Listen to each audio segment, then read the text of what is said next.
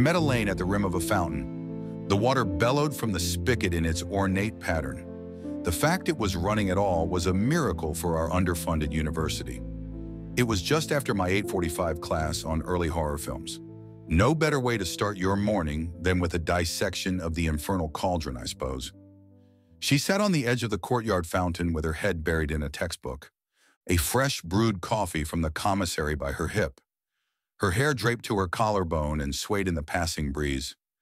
I assumed she was a nursing major by the art on the front of her textbooks and the fact that she was always trapped in their pages.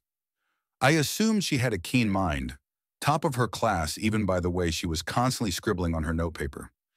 I assumed she had a boyfriend waiting for her back home. But I was tired of assuming. Perhaps it was the way the sun peeked over the clouds, or the water playing the perfect score in the background, or it may have just been the pressure of summer vacations approach. Whatever it was, on that morning of May 27th, the frame was absolute perfection. So I took the shot, I sat next to her, and made some comment about the book she was reading that I couldn't possibly remember. She laughed at it, though. Out of nervousness or pity, she would never tell, but the laugh offered all the confidence I needed. We left that morning with a date planned, and then that date with another, and another, and another. She said yes 6 years later to the day. We took a trip to the largest resort in our state. I made sure the sky was clear, the crowds were minimal, and the flowers had bloomed. I got off of my knee to embrace her. She was elated. Her smile, her embrace, her scent. Every detail was just as I imagined. I managed to discover another frame as flawless as the day I met her. From there, we made a beautiful film of our life together. She was a nurse at the leading hospital in the area. The hours were grueling, but she felt rewarded by the lives she touched. I, while not making it in Hollywood, got contract videography work for advertisements and weddings that kept me busy enough. Then 2 years after our wedding day, I opened her present to me on our anniversary. In the box was a stick with 2 bold red lines, and the film of our life was made entirely of perfect frames. Then the baby was born. The harsh light from the hospital room nearly melted the creases of my wife's face away. Her breath was rapid, having just expelled the baby from within her. Eons passed as we waited for the cry. The buzz of fluorescent light bulbs overhead rattled the room. The indistinguishable scent of sterilization masked the scent of birth like a fishing net. The cry was not as expected. It was merely a hic, a gasp, and choking. I caught a glimpse of the baby before the nurses rushed him out of the room. His spine bent as if a string yanked the back of his head to his heels. His torso was a stump compared to the ski pole limbs attached. And the eyes. Bulging from his skull, they clung to their sockets like balloons inflated in a roll of duct tape. The doctors said they had never seen a disorder like this. Months of ultrasounds and blood work showing a healthy boy only for this to be the result. It was as if he mutated during labor. Elaine and I were not the same.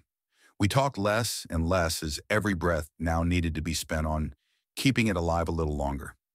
The baby continued to breathe and feed, although through a tube. She loved the baby. She devoted everything she had to it, and I was in disbelief. I hoped to wake up from the nightmare that became of us, that the pregnancy doctors we talked to were right and a healthy baby was still on the way. Elaine didn't return to the hospital for work even after the maturity leave expired. I stopped taking contracts for video work for a year. The offers completely dried up in that time. That was until I received an email with the to-the-point header, "Documentary requested." Documentary work has always been an interest of mine. Since weddings and advertisements are mostly shot at the mercy of the client, I was more than interested in being the driver for a project. We are an independent church based an hour from Pleasant View, West Virginia. Our festival is coming in a few days, and as this is a once-in-a-lifetime event, we would love to preserve it. All we ask for is 3 nights of your time, and we will make you feel right at home. If you are interested, we can discuss prices and directions. Money is no issue. We believe our faith will be of particular interest to you, Mr. Dowhy. May you have faith. Pastor Madison. I was turned away after reading the email. Why would it be of particular interest to me? Beyond the odd ending to the email, I was never partial to religion. Given recent events, my partiality grew far worse than ever. The longer I sat with the email, the more disgusted I would be with myself if I accepted such an offer. Weeks passed since the initial email from Pastor Madison. I applied for over 50 jobs in that week for consistent income. Of the near 50 job postings I applied to, I only heard back from 4, all with essentially the same apologetic rejection. Elaine's time was wholly dedicated to the baby. She was at its beck and whim. With each gasp or choke, she was there to refill the baby's feeding tube or change its diaper. She was monopolized while I could hardly look at it. I was disgusted with myself for feeling this way. It was a constant stab of guilt within me. Funds ran completely dry. We began putting every expense on credit cards. In doing so, we dug a hole $3,000 deep in only a couple months. We feared losing the home. We feared losing the baby. We feared everything, and still rejection after rejection came from job listings with my name in the letterhead. I delivered food after a period of time, but every check was like filling a canyon with a bucket of sand. Then another email came. Not to me this time, but to Elaine. She showed me the message that read as follows. I hope I find you well. I wanted to follow up regarding a previous email. We are willing to pay you $8,000 for your services. We are very intrigued by your previous work and hope you will consider working with us for a few days. Our offer is negotiable. If you are interested, I can send you the directions to our church. The festival is quickly approaching. We would love to hear from you soon. May you have faith. Pastor Madison.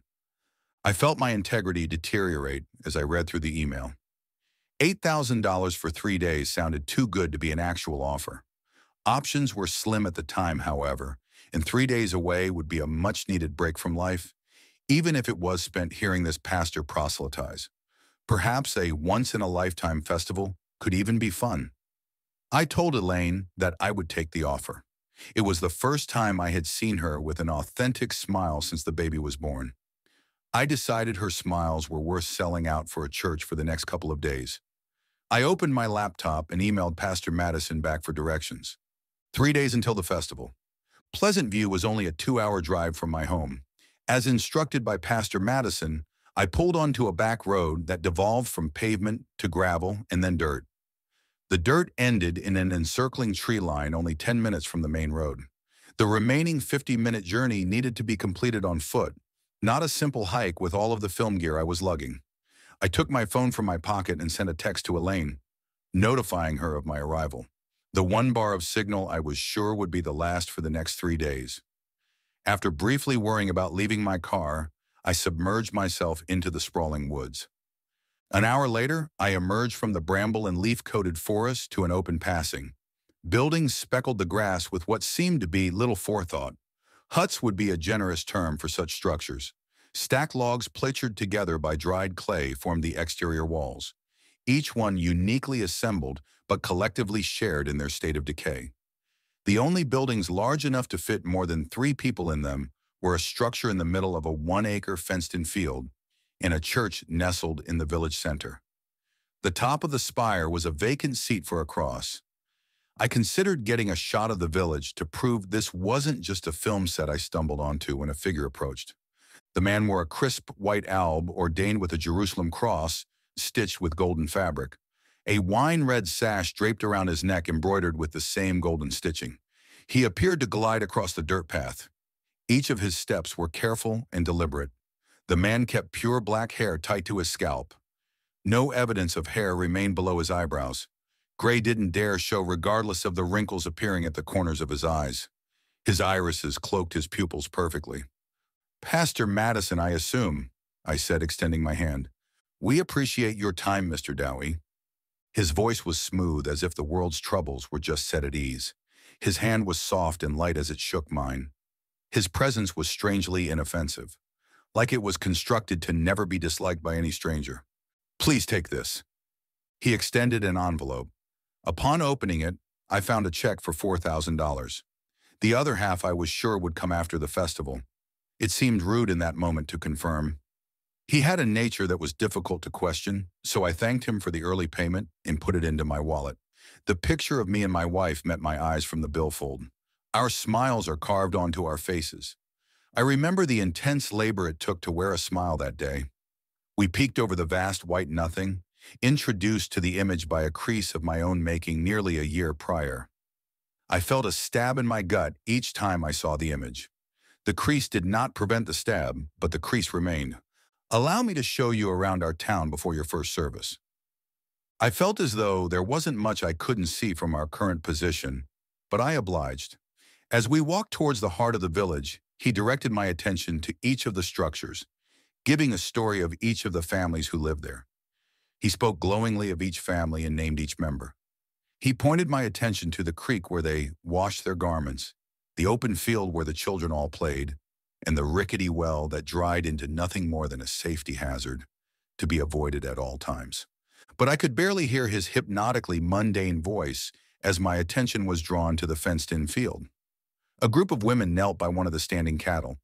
They rubbed and kissed the animal's belly as they sang.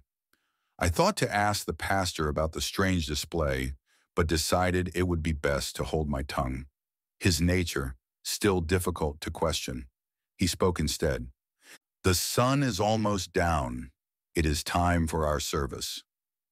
A smorgasbord of color, fueled by the full moon painted window frame, shapes around the room. Candles shifted the shadows in a mesmerizing sway.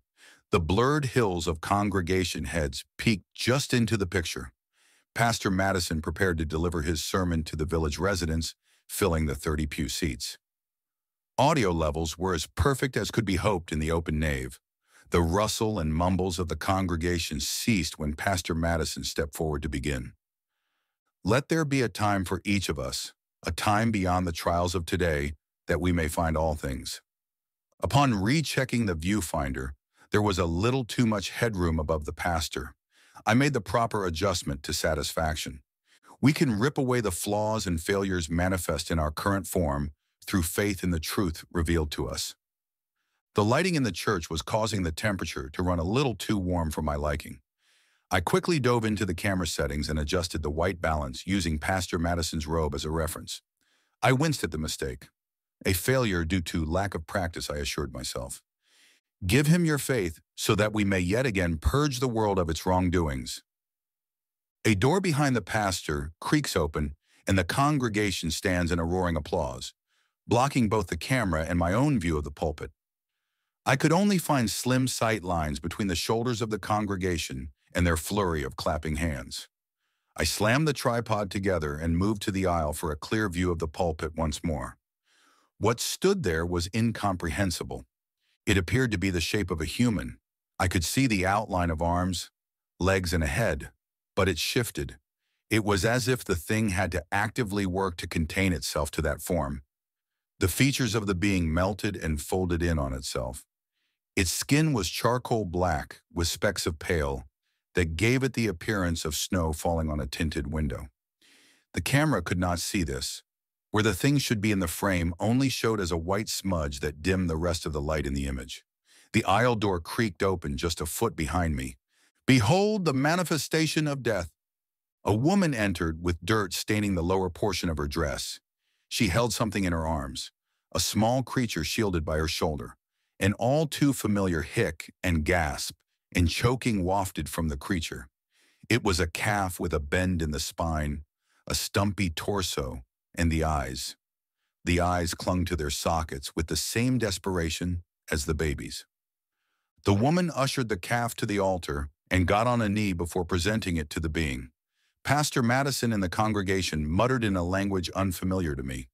Their words were rapid and grew louder as the being took the calf in what could only be perceived as its hands. A woman started to howl and convulse where she stood, and the chants overwhelmed her. The being raised the calf into the air, unhinged what could only be interpreted as its jaw, and consumed the deformed calf. The chanting ended in a breath. Silent anticipation washed over every person in the room. My ribs could hardly contain my heart. After months of researching and doctor visits, I finally found another creature with the same affliction as my son, and it's gone. I wanted to scream. I wanted to attack the thing that just ate my only chance at understanding what my baby has. I withheld this instinct. Pastor Madison bent behind the being and shouted, "It is born anew, by pure faith." The crowd erupted into cheers and prayers in the unknown language. Tears filled the eyes of the congregation as Pastor Madison lifted the calf above his head, now perfectly healthy. The service ended in an instant.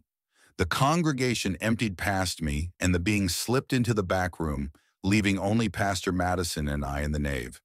He recognized my confusion, and with a wave, invited me to the back room. Rationally, I assumed that this was all some sick prank at my expense, that they had to have known about my son's afflictions and made some kind of puppet to mimic the deformities. It seemed far too real to be a puppet, but it had to be something. Once Pastor Madison went into the back room, I felt the very real possibility of being in the same room as that thing. All I knew was that on the other side of the door, there were answers. The only answers in the world as far as I knew. So I took a breath and went in. The door squealed in a way I hadn't noticed from the back of the church. The tan stucco walls couldn't have been more than 10 feet in either direction. There was enough room for a polished wooden desk with hand-carved iconography of departed saints. A purple and green love seat that appeared more suited for a hotel suite in the 80s than the office of a pastor, and a pocket Bible resting on an end table. Pastor Madison sat behind the desk with his forehead in his palms. He alerted himself to my presence and extended an invite to the love seat with a heaven-facing palm. I sat with caution. "He's never here by the time I come in," Pastor Madison said. He must have been savvy to my weariness. The ease his statement granted me broke the dam of questions as I spewed every thought I had. What was wrong with the calf? How was it cured? Was any of this real? What was that thing? He sat in silence with my barrage of questions.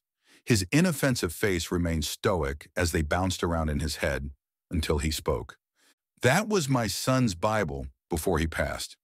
I used to have 3 others like it, filled with notes cover to cover. I found this an odd statement given the myriad of questions I gave him. I took the pocket Bible in my hand without turning the cover. 'You're holding the last Bible in this village. Open it.' After a brief wave of confusion, I flipped open the cover. I thumbed through the pages, each one with an X etched into it with pencil. Each page I progressed, the duller the lead and more rips in the page from the pressure, until there were only rips in each page. The answers I needed weren't in there. Nothing about a boy's soul in need of a new body, like your son." The words stunned me. So he did know about my son. But how? We have never posted online about him since his birth.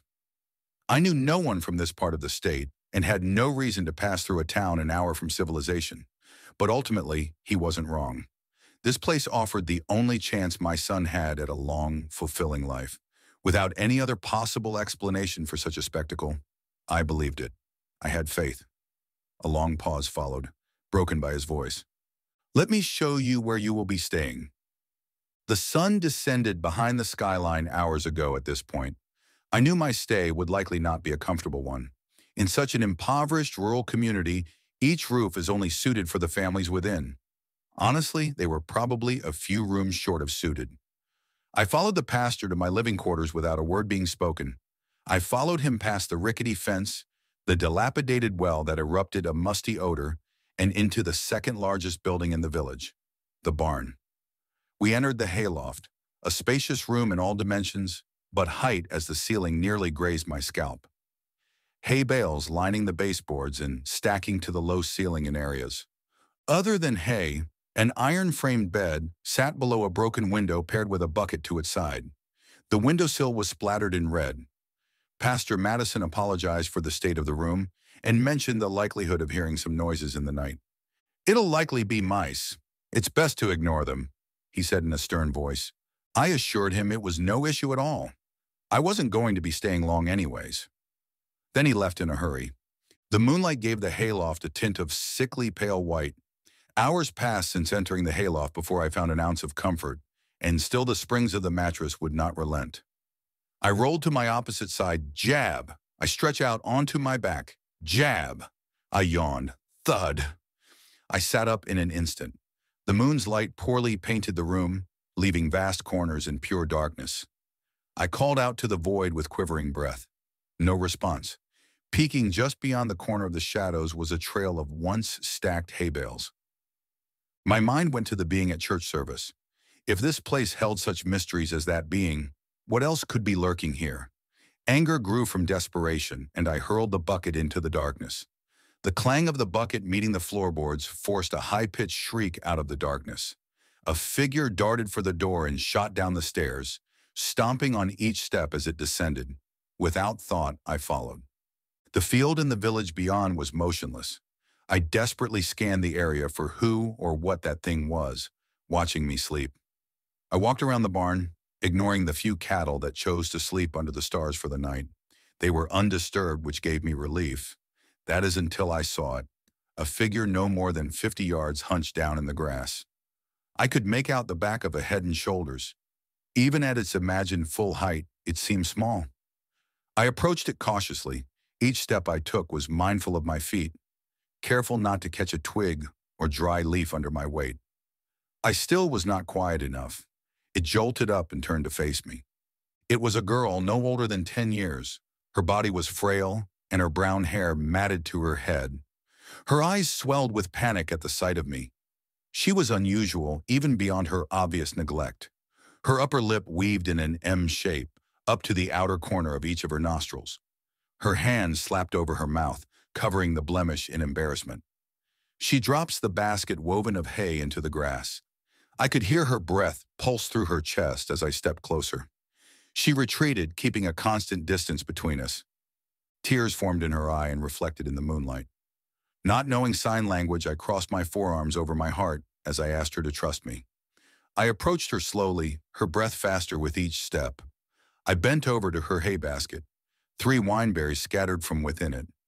I gathered them back in and handed it to her. She uncovered her grin and recovered slightly with a sniff and wipe of her eyes. She looked at me and smiled when I asked if she wanted help picking her berries.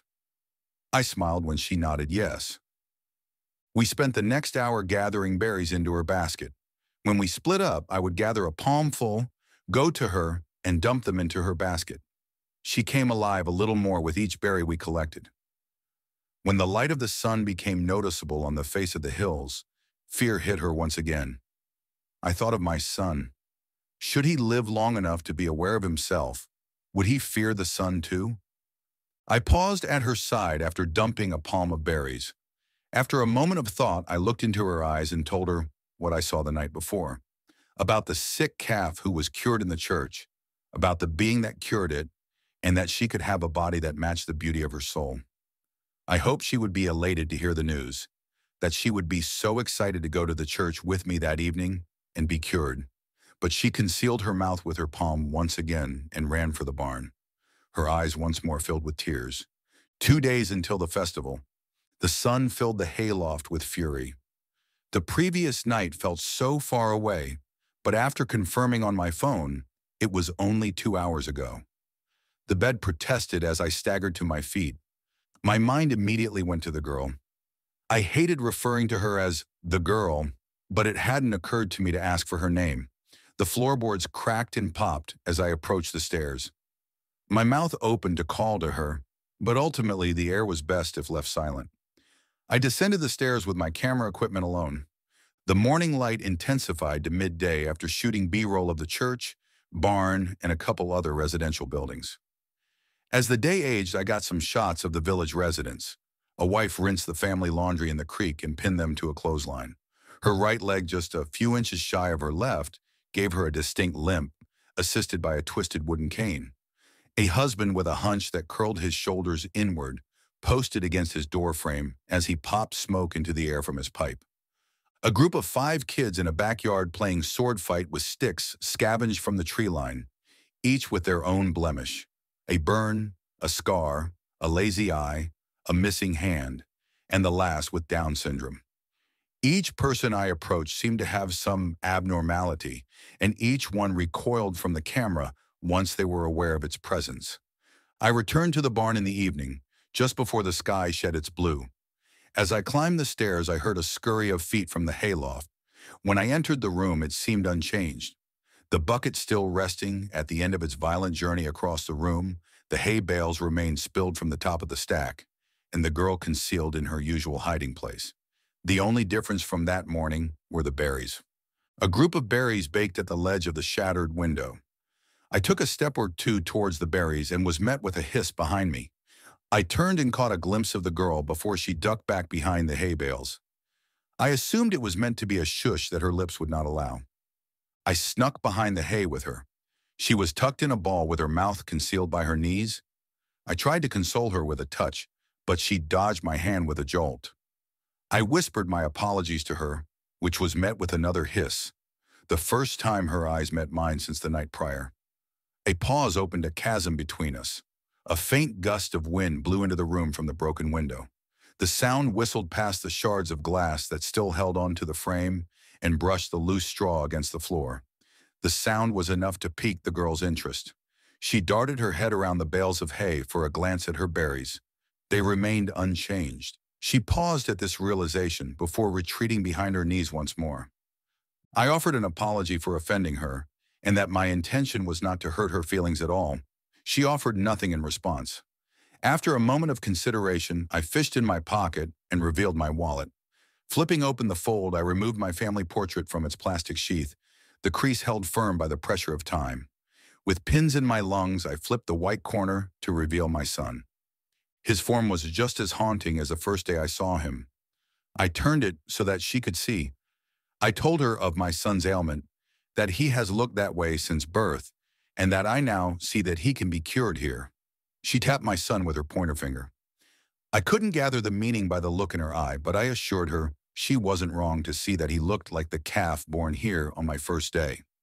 She didn't care for that interpretation of her pointing. This time she circled him and gently placed her fingertip on his chest. Oh, his name? His name is Alan. The word entered my ear like a love lost to time. A flame kindled inside of me. My son's name is Alan. The girl's mouth was still covered by her knees, but I could see the corners of a satisfied grin peeking out. I asked her what her name is. She froze in thought for a moment before raising her fist before shaking it up and down at the wrist. I chuckled at the display. Thankfully, she joined in the amusement. Shake? Punch, maybe? Knock? She shrugged, accepting that answer, realizing it was no longer worth the effort. Another breeze wandered into the room, this time with much more life. She stopped and quickly peeked around the hay. Sitting on the windowsill, with a beak full of a berry chunk, was a vibrant cardinal. Knock revealed her smile at the sight of it. It was her perfect shot. I looked back down at the family photo before reintroducing the fold and tucking it into the sleeve of my wallet. Our cardinal would soon come. Our perfect shot. The sun dropped from the sky, and with it my time with Knock briefly expired. I offered her my goodbyes, gathered my filming equipment, and left for the church. The building felt different at night. The shadows exaggerated the cracks and curves of the weathered construction.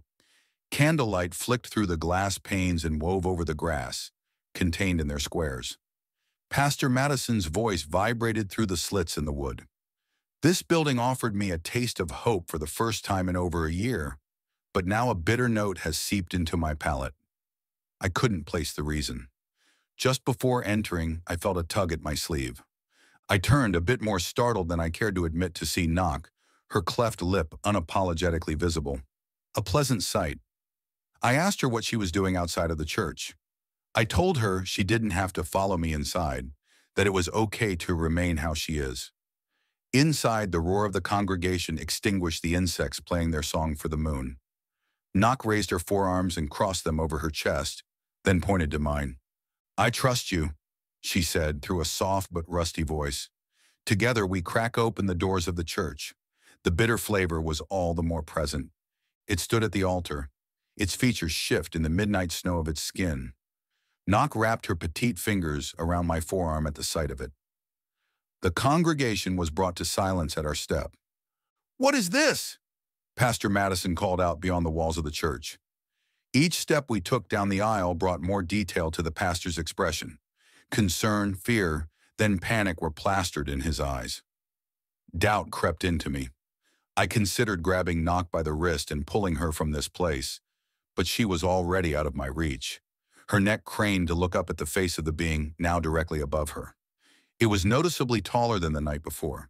The being extended an arm that unnaturally and methodically stretched across the altar to a shalas. Where is the calf? Pastor Madison screamed through a trembling throat. The being extended the chalice to knock. One of his fingers dipped inside. Pastor Madison peered at her. His face pleaded with her to catch his eye, but she didn't. She caught mine. The bitter taste coated my mouth. The sweet hope was lost. Tears formed at my lashes, and still, with her eyes locked on mine, her forearms crossed over her heart, and her head turned to the deity. Her eyes were overcome by a milky white haze, and a smile grew on her face. "I shall." She answered a question that was never spoken. Pastor Madison rushed out of the church, colliding shoulders with me on his way. I was choked on the pleads that all wanted to escape my mouth at once. She took a sip, and the crowd cheered. I could see in her smile that her bliss intensified. She hummed a melody that I was sure came to her at that moment. A melody just the same as the women singing to the cow. Then the bones snapped, the spin compressed, and the eyes bulged from their sockets. All while her hum continued. The congregation began their alien chant. Alan, the calf, and now Knox shared in living death. The being grabbed her new form. Its fingers became spears of speckled shadow, piercing her abdomen and lifting her into the air effortlessly. The chanting, now more rabid and ear-splitting. I couldn't move. I couldn't think. I couldn't even breathe as the being's jaw unhinged with the cracking of falling trees. Knox's unrecognizable form slid into the being, until the hum was no more. The being grabbed her new form. Its fingers became spears of speckled shadow, piercing her abdomen and lifting her into the air effortlessly. The chanting now more rabid and ear-splitting. I couldn't move. I couldn't think. I couldn't even breathe as the being's jaw unhinged with the cracking of falling trees. Knox's unrecognizable form slid into the being, until the hum was no more. The crowd's chant again turned silent as they waited for the rebirth. A girl with two perfectly normal eyes and lips standing upright on the altar. A girl born anew by pure faith. A girl that never came. The being glided off of the altar and into the back room. The nave was void of all sound, broken in a moment by the faint cry of a little girl. Candle flames chewed at the remainder of their wicks, leaving the wax slain in a puddle at their feet. The floorboards of the nave rested after their defining squeals under the weight of the congregation. The altar left vacant. Hours passed since I last saw Knock before I found the strength to leave the church building. Clouds suffocated the moon of its light. Only lanterns dangling from the porches of family domiciles lit the way back to the hayloft. The lonely hayloft. Tears welled at the corners of my eyes. I wiped them away with my thumb and whipped the tears poking at the back of my eyes with a stern phrase. One more day. After scaling the mountain of stairs to the hayloft, I creak open the door to see the all-too-familiar scene. A dreadful mattress nested in iron, hay bales scattered on the floor, the broken window with a pile of fresh berries in the windowsill. A figure rested on a hay bale. Excitement flushed over me in an instant. The room was draped in a flickering light casted from the lantern at the hip of Pastor Madison. No sight of Knock. His hands clasped together beneath his chin. His lips moved as if to speak, but no words came from them. The once pristine white robe draping from his shoulders is not soured and tattered from dirt, leaves, and thorns. Although this was my room for another night, I couldn't help the feeling that I was intruding. I turned to sneak back down the stairs when his voice stopped me. Her name was Belle. His words quivered from his lips but still had an accusatory stab. I turned to face him. He pushed against his knees to stand. I could see his swollen eyes. With a sniff into the sleeve of his robe, he continued, "I'm sure you didn't know. She never spoke to anyone. But she listened. She always listened, and I believed with full faith that she would listen again." He paced around me like a shark, his eyes carefully monitoring his next step as he spoke. "What happened to her? Where is she?" My words stopped his encircling. A snarl curled his lips inward, repressing a moment of rage. The rage simmered in me as well. He continued as if he didn't hear me. "I told her to stay away from the church, and she listened. I told her she was beautiful just the way she was, and she had all the faith in the world that she was." He turned and stepped a foot from me. His eyes met mine. The inoffensive facade he wore the moment I met him shattered in the lantern light. "Then you come," the words below from his gut. He pauses for a moment before continuing. I told her to stay away from the newcomers, and she did. Until you. Now she wants to go into the church. She wants to be changed. I told her she would.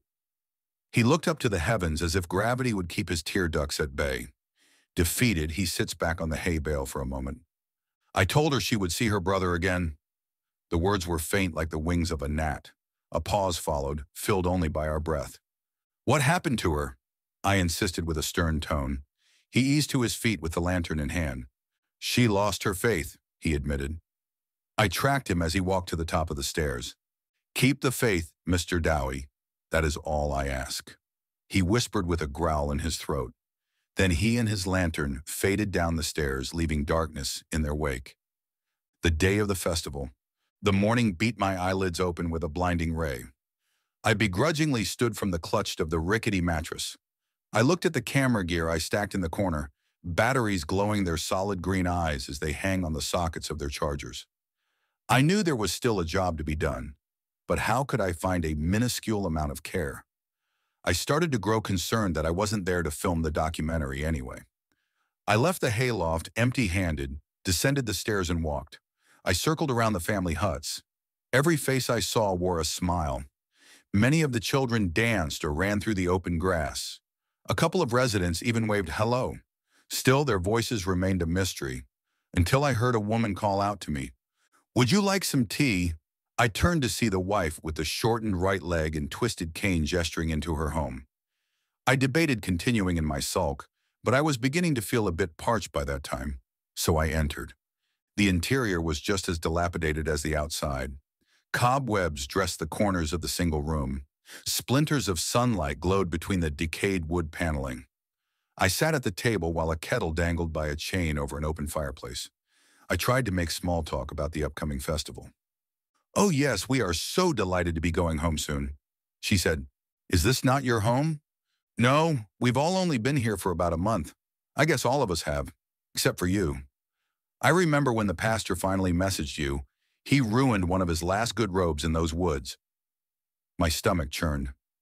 I tried to warn her that we all have to leave this place, that we are not going to make it out of here alive if we all do not leave immediately, that our fate would be the same as Belle's.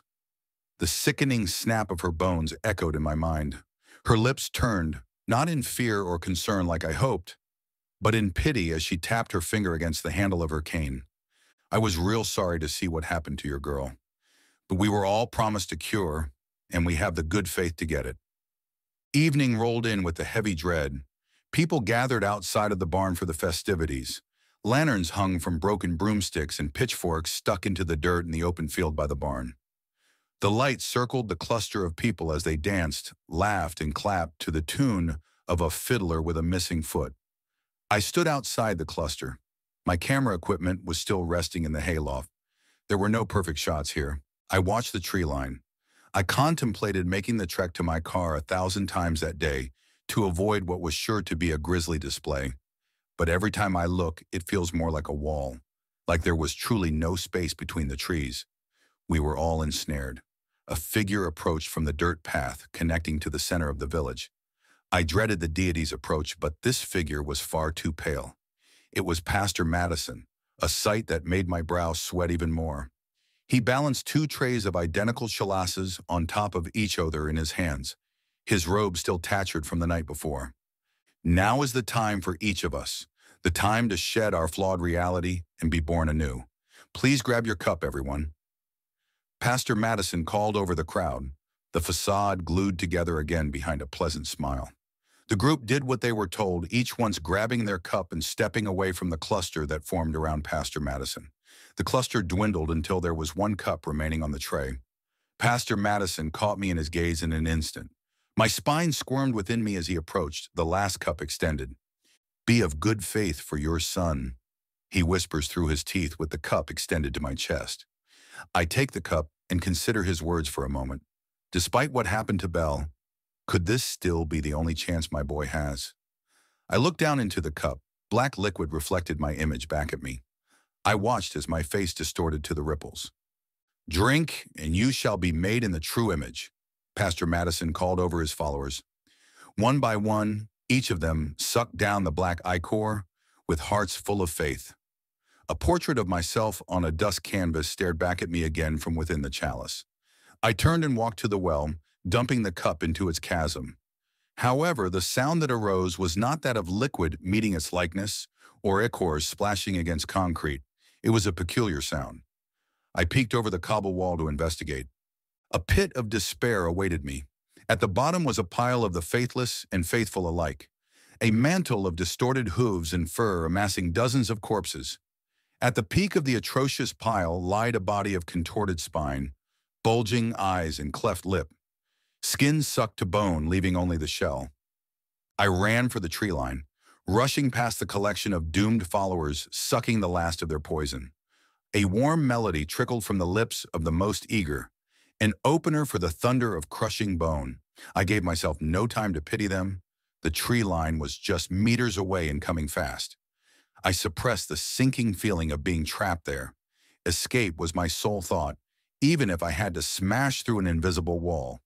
The space between the trees caved as easily as the rest of the evening breeze I sprinted through. Realizing that the wall was not constructed by the deity, but my own fear gave me a slight ease. But true peace was much farther from this place. I refused to break stride. The bramble and thorns tore crimson twine into my flesh. Their sting went unrecognized as I fixated on the distance. My lungs burned as they filled with gulps of air. My legs ached as they shoved the earth behind me. After what felt like miles, my skin decided to alert me to the damage a thorn bush can do. I collapsed. It had to have been 50 minutes. There had to be a break in the trees just a few more steps away. My car, and therefore safety, had to be just ahead. I checked over my shoulder, half expecting the statusy, amorphous apparition to step out from behind a tree and devour me whole. Instead, it was empty between the trees. Only lullabies from the legs of crickets filled the forest. Resting in front of me was a puddle left undisturbed by my frantic presence. In my exhausted state, the sight of water was a blessing. I take handfuls of water and splash it into my face. A reinvigorating coolness eased my body and steadied my mind. A drink was tempting, but the murky dirt swaying in the current of my creation muted this temptation. When the dirt settled and the water stilled, the remaining light of a gruesome day sculpted my reflection. The reflection I'd seen all my life seemed special on that day.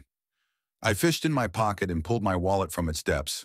I pulled our family portrait from its plastic sheath. My wife and I feigning joy over a pale white void. Carefully, I unfolded the picture, banishing the void to the unseen and introducing Alan to the picture. The one of few times he could be seen in the photo since it had been taken. I could see his ears slightly spread from the sides of my head in the puddle. His nose thin and pointed, just like the one looking back at me from the water. His bottom lip, full and plump, just like that of my wife. I could feel the army of guilt charging, piercing their swords into the back of my eyes. My sorrow leaped from them and into the puddle one by one. My lip trembled under the weight of my shame. I took the wallet back out and holstered the photo, leaving our family intact. The scar of the crease remained, but the sight of all three of us cooled the burning in my lungs, eased the aches from my legs, silenced the alarms from my skin, and for the first time since Alan's birth prevented the stab in my gut. My journey home continued with a rejuvenated vigor. No longer was I just running away from the horrors of the village, but to my family. The thought of returning to them brought me a joy I hadn't felt in some time. The air felt lighter, the insects more pleasant, the trees more beautiful. After only a few minutes of waking, the forest released me. My car remained unchanged from the moment I left it. Home felt like a short drive away. I fished for my keys in my pocket when I noticed something on the other side of my car. I crept around my vehicle and was left appalled by what lay before me. Elaine's car, fully equipped with Alan's car seat. The wall I thought was only in my mind was finally in front of me, and I had to turn back. The limbs of the forest tried to ensnare me. Their claws and spears tore the crimson threads of my skin into leaking ropes. The puddle captured a shoe from my foot, causing me to stumble but not fall. I pushed forward with no thought of retrieving it. The twigs and pebbles that made the forest carpet prodded at my bare soul with each stride. Night blanketed the woods, making avoiding their painful afflictions futile. The burn in my lungs returned. Sweat arose on my brow. I had to be almost there. What if in my haste, I got turned around? What if that thing is keeping me in these woods? Just as quickly as the doubts arose, they were silenced. An eye appeared in the woods, speckled with age-worn structures, the occupants of which were nowhere to be seen. Evidence of their festival was scattered in the field by the well. A handful of cups laid forgotten in the moonlit grass, their contents sipped dry. A pair of pants no longer suited for the contorted figure that came to inhabit them. A twisted wooden cane from the woman whose ailments now surpassed its use. The church emitted the flicker of candlelight. That had to be where everyone was. I rushed to it as quickly as my exhausted muscles could take me. The candle flames clung to the last flicker of life as they gnawed at the remaining nub of wicks. The puddle of wax escaped the clutches of the candelabras, ordaining the windows. The moon hid from this night, leaving the stained glass windows dull and lifeless. Pastor Madison stood at the podium, silent, his eyes not leaving the vacant wood canvas between his clenched hands. Before him was a line of followers filled with the hopes of his teaching. Their bones shifted and snapped out of their sockets. Their spines craned out of alignment. Their eyes were so filled with promise that they now bulged from their skulls. Their legs were twigs containing barely reaching the threshold of strength needed to stand. Their protruding knees wobbled under their weight. At the end of the line was Elaine holding Alan on her hip. Their presence in such a place made me ill. I wasted no time in my warnings. I told her what happened, about the cattle with our son's afflictions, about the deity that claims to cure it, about Belle and the well that houses her corpse. I spoke in such frantic desperation that I must have seemed mad. I studied her face during an insufferably long pause. Her eyes were wide with astonishment. "Everyone here. Looks like Alan," she whispered with confused amazement. "Yes, and we have to leave," I said as I turned her to the exit. Her eyes were stuck to the crowd of disfigured people. Panic burned in my gut while attempting in vain to pry her eyes from the spectacle. I could feel her stare beginning to break when I could hear a creak come from the altar. The back door was open. Its presentation of the darkness swallowing the room beyond was a call for Pastor Madison to begin his speech. His eyes and spirit remained low. "Tonight is a night of promise, a night of rebirth. As you approach, please do not allow fear to overcome you." As the pastor spoke, the deity unfolded from the darkness of the back room. Its impersonation of the human form twisted its arms into their sockets. Shoulders rolled into their presentable positions, spines stiffening into posture, with care for each joint sending its head to the ceiling. The being slid into position in front of the line like fog. The newly deformed congregation marveled at the figure, as if it were God returning to ail their troubles. I pleaded with Elaine to take our son and leave with me. She was in awe of the sight before her. "May you have faith," Pastor Madison muttered. With that statement, the being lifted the first victim in line with the ease of a father lifting his infant. The woman in the being's clutches hummed a melody through grinning teeth, a smile of comfort and anticipation. Despite her newly acquired form, her original affliction was still apparent. Her right leg was noticeably shorter than the other. The deity's jaw unhinged to accommodate the unsightly collection of skin and bone. I turned to practically shove Elaine out the church door when I felt it. A flame kindled from within me. The warmth cleansed the fear and horror from my bones. Every ounce of displeasure knotted within my soul vanished in an instant. I could feel the world correcting deep within myself. Then I heard from behind me the shrill glee of a promise kept. I turned to face the altar. The candle flames were rejuvenated. Their swaying light filled the once overpowering darkness. The kind woman that was just moments ago a broken collection of limbs stood at the side of the deity and danced, her feet playing a song on the drums of the floorboards. Her joy was uncontainable, such a palpable and infectious joy that I had only seen in children before. Tears slid down her face, lining the edges of her grin. She was reborn with 2 legs of equal length. The sight was unbelievable. Moments ago, I was ready to leave this place, convinced that it spewed only lies and deceit. But in that moment, the truth bestowed itself unto me. One by one, each person was taken into the embrace of the deity and consumed, and each one walked out from behind its static form anew. Warped limbs were straightened, amputations were undone, disorders were made orderly. The church was buzzing with laughter and song. My eyes never wandered from the festivities. My cheeks grew sore from smiling. The powers beyond this realm offered themselves to us as correctors, a divine eraser taking away the unjust and unfair afflictions of our world. And I was honored to be one of the first to witness such a great cleanse. The last member to be reborn walked out from behind the deity to the celebration. He was a boy no older than Bel. The scar that once carved through his hair and down to his neck was no longer. The only evidence of its existence sat in our memory. They were all cured.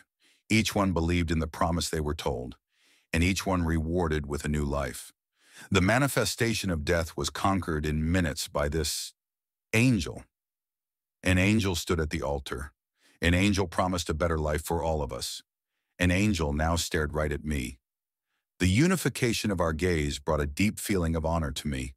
I knew what it wanted, and I wanted the same. I turned to Elaine, who cradled Alan in her arms. He was sleeping, unaware of the miracles being performed around him. His eyelids failed to conceal the entire pale cornea of his eyes.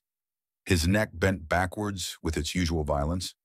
I could see the veins running through his needle-thin arms, raising the crimson waters over the bone hills of his elbows. Mist filled my eyes as I looked over him. I was proud of him. I was proud of who he was, what he had lived with. I looked up at Elaine. Her expression said what we both knew. She extended Alan to me with grace. The broken cocoon that housed our son was ready to be shed.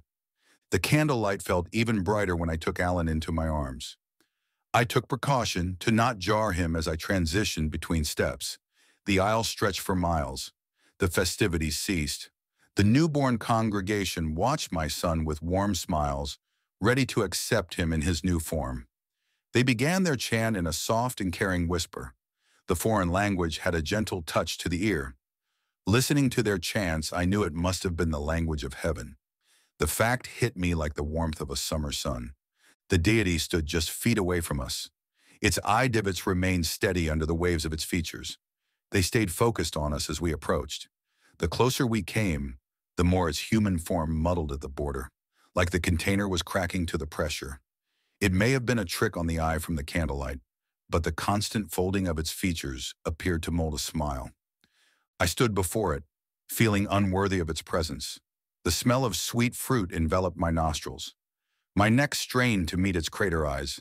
The jostling void on its head molded the bare minimum to be considered a human-looking face.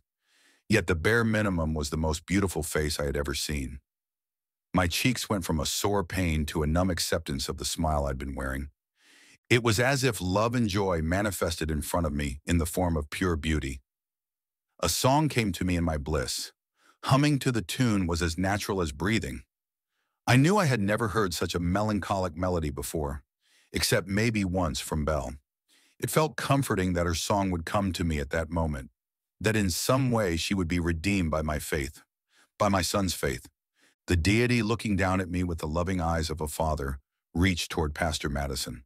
Its arm was as long as the task required. I watched it elongate to bridge the divide between it and the chalice in the pastor's hands. With the ease of wind, it brought the chalice to my chest. One of its spear fingers pierced the surface of the water within. The black of the finger dissipated into the water, transforming it in the image of the angel, a serving to the impure, an offering to the unworthy. In its dim reflection, I watched the face of the being, unaltered as for the first time it graced me with its words. "Shall you drink of me, and I of you?" It was the sound of choirs harmonizing across language. It was the birds serenading the worms from the earth. It was all of creation offering their gratitude and the Creator giving their blessing. It was all things. It was nothing ever heard before. The fire of happiness licked just beneath my skin, blackening my insides. The world beyond that chalice vanished.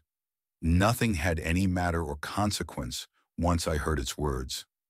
All I wanted to do was obey its every command. I wanted to devote everything I was to it. I took the chalice. It was ice to the touch, as if it was pulled from the depths of the Arctic before being placed in my hand. The candle flames were white in color. The gold cup glistened against their glow.